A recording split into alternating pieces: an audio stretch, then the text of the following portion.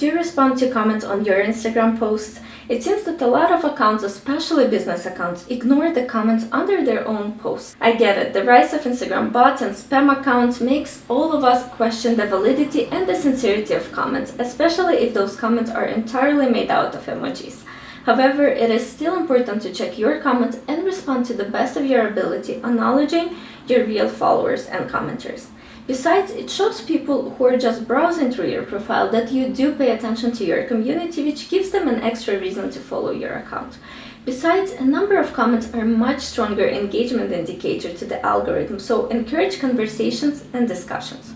So, how do you respond to Instagram comments? Instagram is notorious for one-word or emoji comments. How can you reply to it? This is the only instance besides spam that you don't have to address, unless you really want to. Then you can simply thank them for the comment or respond back with an emoji. Praise and positive reviews are the best kind of comments. If a person spent time writing you a compliment, thank them for it. Don't be ungrateful, because you might not get any more positive reviews after this. A simple thank you may suffice, but it is better to encourage the conversation by writing a thoughtful response. Plus, don't waste your chance to ask for permission to use it as a review on your site. This is a very important part in building a business people can trust. Business responsiveness to issues builds trust because potential customers will see that you care about your current customers. Always show your appreciation and gratitude. This will only raise you in the eyes of your followers and encourage even more praise. Negative comments and reviews are a bit more tricky. Sometimes your business can become a target of hateful speech, spam, or unsatisfied customers. If a person uses cuss words, hate speech, or spam, simply flag that comment or review and be done with it. Don't engage with these types of people. Social media etiquette for business does not leave any possibility for engaging in these types of conversations. If a negative review comes from a real person after a real incident, take the time to get to the bottom of it and make it right. Respond to negative reviews with dignity and tact. Customer is always right, and it's even more so in the digital space. Never call your customer names or put them down. Be sensitive. Try to explain the situation as you see it.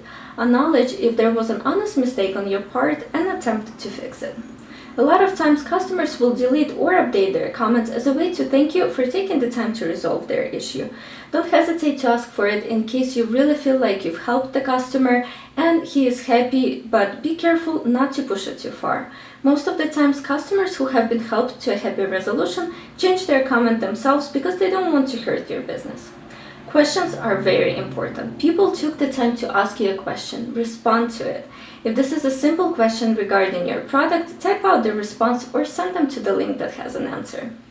If the question requires a wordy answer, ask for their email address in the comments and send the full response through email.